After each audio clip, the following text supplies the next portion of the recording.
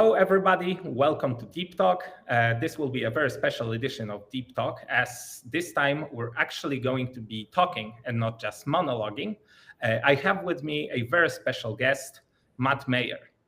Matt brings over 25 years of experience across a variety of industries within the IT and has a plethora of experience, of course, most recently as the EVP and Chief Digital and Data Officer at the Driven Brands. Matt, I'm so glad to have you here. Hello.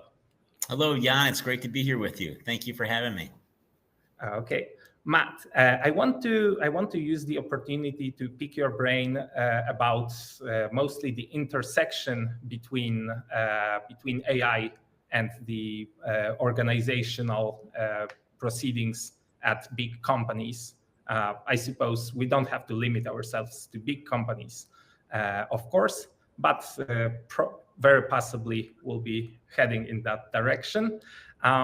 So please tell me, Matt, how do you ensure that a company, that your company does not miss out on the opportunities that AI provides, especially as the landscape seems to be changing ever so quickly? Sometimes you haven't made a decision about the previous technology and the new ones at the door. So how do you manage that? Yeah, thanks for the question. Yeah, I mean, I think that's just a phenomenon associated with the technology domain in general and broadly.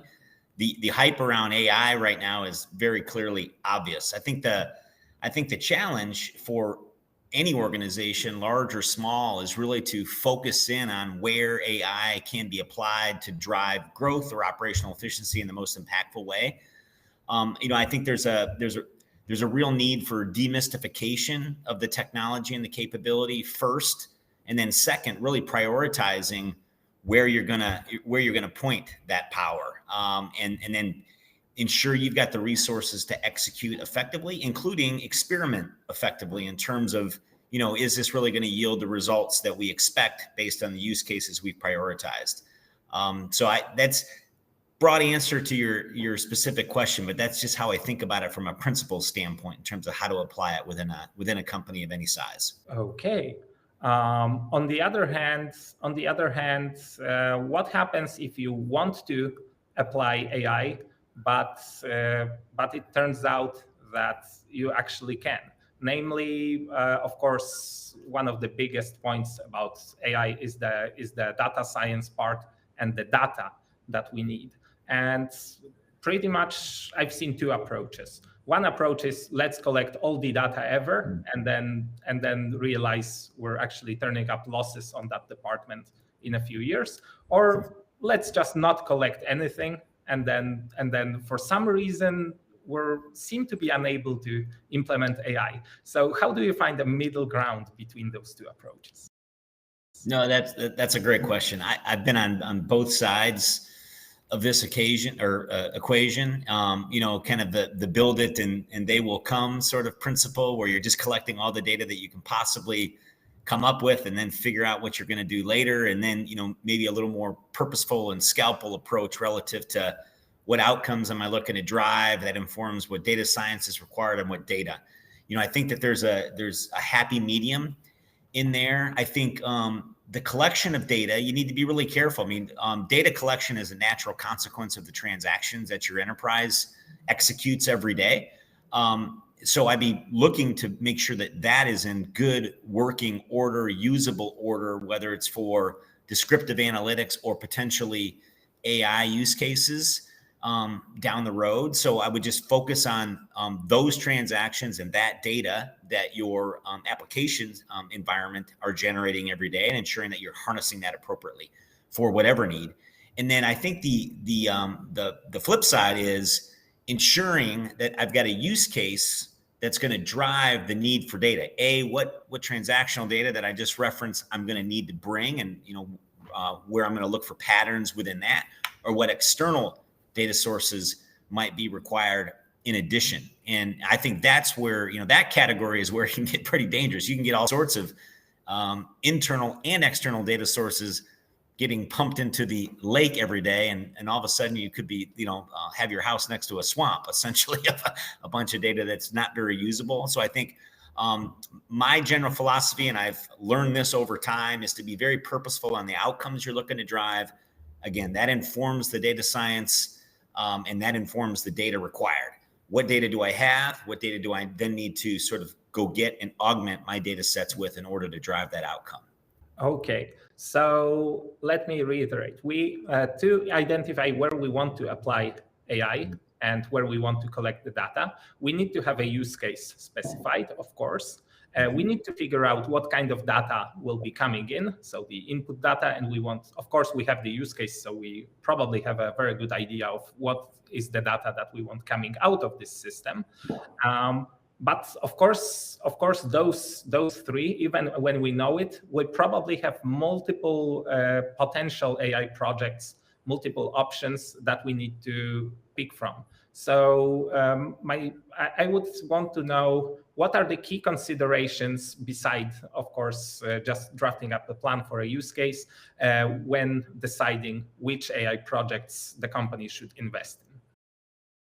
Yeah, I think a couple things I think about, Jan. I mean, one is, where am I going to, and this is going to sound like a statement of the obvious, but it's really important. Where do I think I'm going to drive the most like significant outcome? I mean, because there's a million ways that you could apply AI for use cases across your business. What's going to drive the most growth or commercial outcomes? What's going to drive potentially the most efficiency or operational outcomes, and then prioritize the use cases accordingly. I think, we've talked about sort of the data value chain and otherwise relative to realizing those use cases. But I think what's also critically important is ensuring you got the right skill sets to bring to bear to go realize the use case. It's one thing to prioritize where I want to work. It's another thing to be able to resource it with experts who can do the work. Increasingly, I mean, there's not many organizations that I would say are super adept at this rapidly evolving space. So having amazing partners to help you with, I would say, three things: the demystification of what it is and how to think about it as an enterprise. Again, the use cases and potential outcomes that could be driven, and then the resourcing to go execute. Whether that's DeepSense or a DeepSense competitor, that is very important. Otherwise, you can just experiment your way around and never really get anything done, or find a use case that you can realize mathematically, but you can't scale because it's very difficult to embed in your business. Both really need to be true in order to drive the impact typically. Okay. One thing that you've mentioned, but I think we would like to expand a little bit on, is the part about the necessary skill set, but also probably the necessary skill set, not just to realize the use case or realize the experiment, but also to assess the difficulty of the use case. You have to get a team together, an appropriate team with the right skills, and you have to know probably whether the use case is doable from the data science perspective, which it sometimes might just not be. So we start, of course, but this is, of course, rather simple, because we can say, okay, we take a team of experienced people, we figure out how to, or if this is doable and how to do it and how many people are needed. But then, of course, these are mostly educated guesses for a lot of the cases. Some of them are just very experimental and very novel. So the next point becomes monitoring, very, very closely monitoring the impact of the AI project, both during experimentation, then potential impact, of course, and later after implementation and getting this to production on the day-to-day operations. So would you say, or what characteristics would you say are specific to AI initiatives in this whole monitoring process? No, it's a great question. There's a few things that I think about. I mean, one is, do I have enough data that I can prove that the math could create a significant outcome for me? And so, before you invest significantly in resources and data environments and sort of embedment of a capability, understand that, to your point, and this is where it requires data science expertise. Will the math provide an outcome that I think is going to realize potentially the use case and the value of the use case that I hypothesized at the start, on the growth dimension, operational efficiency dimension? That is, I think can generally be done pretty quickly. Where I've seen often these initiatives kind of fail or not get the real outsized impact that you were hoping for is all the other things that need to be true in order for the math to be sort of realized, and importantly, the business case to be realized. And that's where you need to bring together a cross section of resources and skill sets into the pod executing the work. So clearly, folks that understand the data and can engineer the data so that the data scientists can use it. Clearly, the data scientists that can essentially do the math. And super important is those that understand the business context in which the math is going to be driving an outcome. And that's a mix of both the kind of business analysis or the experts on the process itself, as well as the applications involved, technical applications involved in the process within the enterprise. All of those things need to converge in order to have a scalable outcome in a company. Typically, I've seen many, many really compelling use cases essentially die on the vine because the other skill sets were not brought to bear. You didn't have the right product ownership, the right outcome ownership for the use case.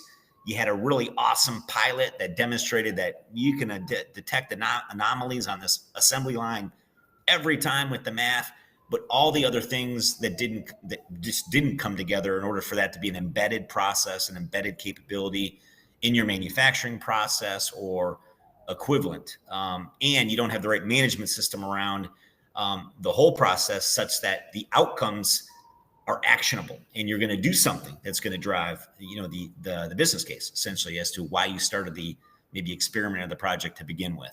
So it's a long-winded answer, but there's many skill sets, people, organizational change, ownership, accountability, management systems that need to come into place in order for AI programs or really any technology program to drive scalable, sustainable outcomes, essentially. Yes, I would like to hook into one part of your answer here, as you mentioned that of course we have people who are good with the whole sciencey number-oriented stuff. You've got, of course, number-oriented as well people on the business side, but these are, I would say, a whole different set of numbers that they specialize in. And I've met a lot of people from both of those types, so to speak. But I don't think I've met that many people. I don't think people who can do both are all that common. And my question would be, is it possible to facilitate communication between the business side and the data science side without someone who can effectively do both? Or is there a way to do so? Or do you just need to find the right person who knows both and will facilitate any kind of talks? Yeah, it's an awesome question. You're leading the witness a little bit, but to me, the magic happens in the middle. You can find great scientists, you can find great data engineers, you can find people that really understand the business, the outcome, the process, expertise on the process, expertise on the function. It's the folks that can help translate the business context to the science and vice versa. And, in organizations that I've been a part of, historically, we gave them different names. I mean, business analyst is probably the most generic term most would say. Citizen data scientists, I think in the AI realm and AI context is maybe more appropriate and specific. It's folks that really understand how the math is applied for outcomes and can work with somebody that really understands the business context at an expert level to then translate it back to the data engineers and the scientists to really build a solution that will drive the outcomes as we've talked about. And saying that is, it's a rare skill set. I found more rare data scientists that move that direction. But I mean, look for those that have aspiration to learn more about the business context, the aptitude to learn the business context and move from the math to the right.